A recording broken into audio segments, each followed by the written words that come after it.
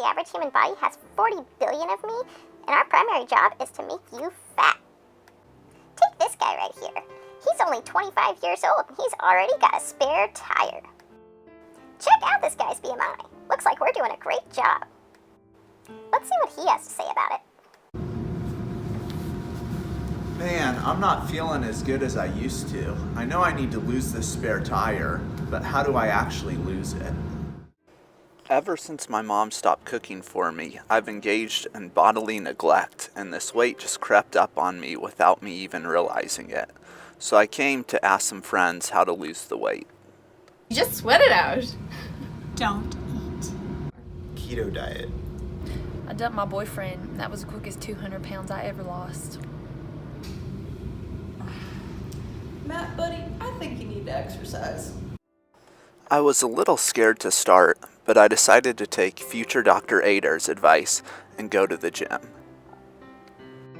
I wasn't sure where to begin, but I've heard girls like runners' calves, so I decided I would start by running.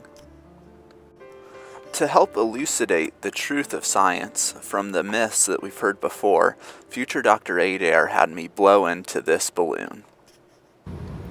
Alright, Matt, let me show you how things really work.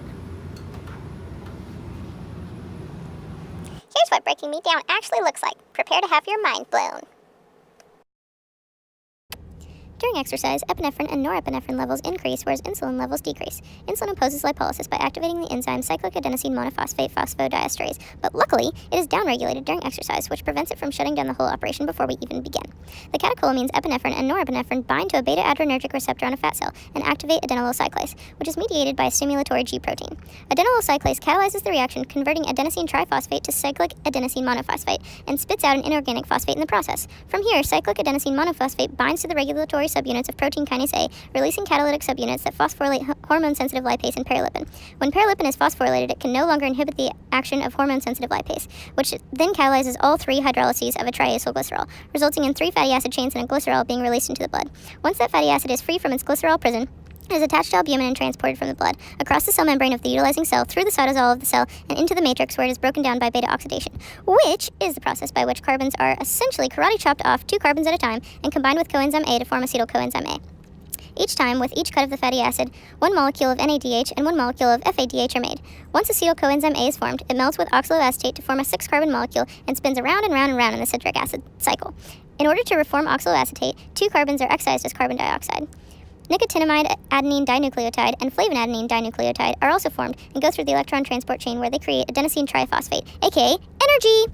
Dihydrogen monoxide is formed when oxygen acts as the final electron acceptor in the electron transport chain. The water is very hydrating to the exercising individual, and the carbon dioxide diffuses into the bloodstream, enters the lungs, goes up out of the trachea, and into the air where it becomes food for a plant. Bored yet? Here's the air that Matt breathed out while he was running.